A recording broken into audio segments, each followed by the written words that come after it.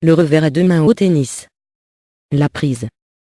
Pour un droitier, la main droite se place à la base du manche, le plus bas. Avec une prise marteau ou semi-fermée, il est important de faire tourner la raquette avec l'aide de la main gauche lors de la préparation.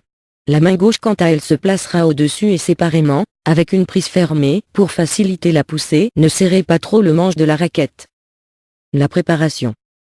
Celle-ci démarre le plus tôt possible, à partir de la frappe adverse. Un bon revers à deux mains commence par une position bien définie, à une bonne distance de la balle, pour exécuter au mieux votre coup.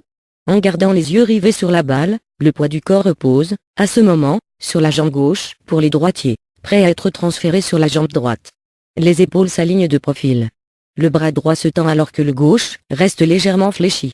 La raquette est orientée vers le haut, en position verticale, angle droit par rapport au sol.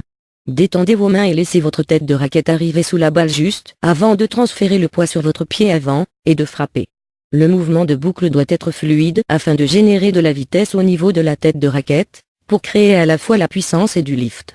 Votre swing avant commencera à mesure que vous transférez votre poids.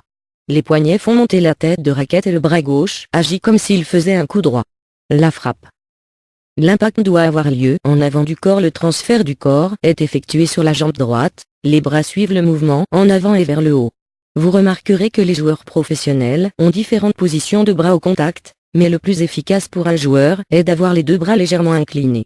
Le poignet gauche, droitier toujours, reste ferme, les épaules se retrouvent face au filet grâce à la rotation du corps.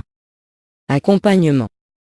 Vous avez sûrement déjà entendu les profs dire « Continuez votre coup ». Même après que la balle ait quitté la raquette, votre élan devrait être en avant et vos bras devraient être lancés vers la balle, les coudes terminent leur course vers le haut.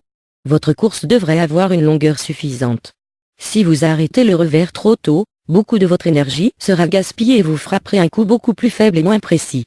La raquette doit finir sa course au-dessus de l'épaule droite, en partie avec l'action continue des poignets. Les deux mains tiennent toujours la raquette. Le talon gauche est relevé par l'impulsion, voire être ramené en avant si la frappe est puissante.